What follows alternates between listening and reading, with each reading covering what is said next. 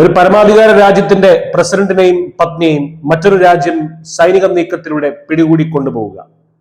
കേൾക്കുമ്പോൾ ഒരു സിനിമയിലെ കഥ പോലെ തോന്നാമെങ്കിലും വെനസ്വേലയിലെ ഇപ്പോൾ സംഭവിച്ചത് അതുതന്നെയാണ്.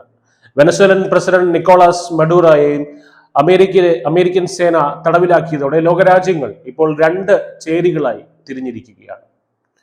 എന്താണ് വെനസ്വേലയിൽ സംഭവിക്കുന്നത്? ഈ നീക്കം ലോക സമാധാനത്തെ എങ്ങനെയായിരിക്കും ബാധിക്കുക? നോക്കാം.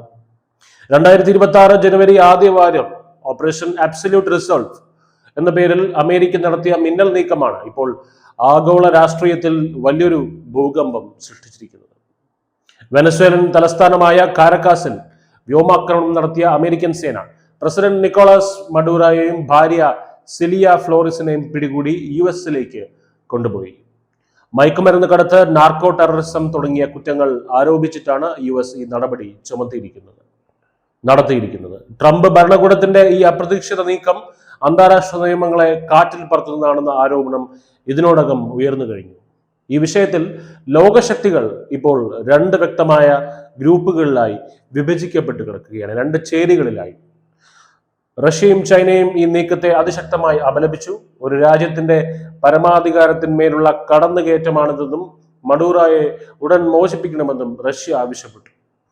ബ്രസീലും മെക്സിക്കോയും അമേരിക്കൻ നടപടിയെ അസ്വീകാര്യം എന്നാണ് വിശേഷിപ്പിച്ചത്. എന്നാൽ മറുവശത്ത് അർജന്റീനയും ഇക്വേഡറും കാനഡയും അമേരിക്കയെ പരസ്യമായി പിന്തുണച്ചു. ദുഷ്ട സ്വേച്ഛാധിപതികൾക്കുള്ള സന്ദേശമാണിതെന്ന് പറഞ്ഞ് ഇലോൺ മസ്കിനെ പോലുള്ള പ്രമുഖരും രംഗത്തെത്തിയിട്ടുണ്ട്. എന്തുകൊണ്ടാണ് അമേരിക്ക ഇത്തരമൊരു കടുത്ത തീരുമാനമെടുത്തത്? വെനസ്വേലയെ ഒരു നാർക്കോ സ്റ്റേറ്റ് ആയിട്ടാണ് വാഷിംഗ്ടൺ കാണുന്നത്. കൂടാതെ ലോകത്തിലെ തന്നെ ഏറ്റവും വലിയ എണ്ണശേഖരമുള്ള രാജ്യങ്ങളിൽ ഒന്നാണ് വെനസ്വേല.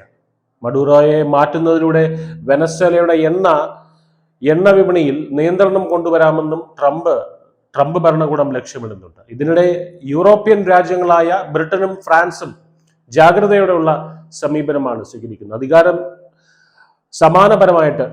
സമാധാനപരമായിട്ട് കൈമാറണമെന്നാണ് ഇവരുടെ നിലപാട്.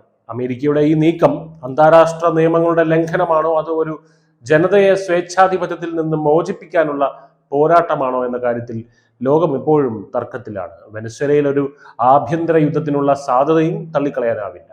വരും ദിവസങ്ങളിൽ UN സെക്യൂരിറ്റി കൗൺസിൽ ഈ വിഷയത്തിൽ കടുത്ത വാദപ്രതിവാദങ്ങൾ ഉണ്ടാകുമെന്ന കാര്യത്തിൽ തർക്കമില്ല. News desk news India Malayalam.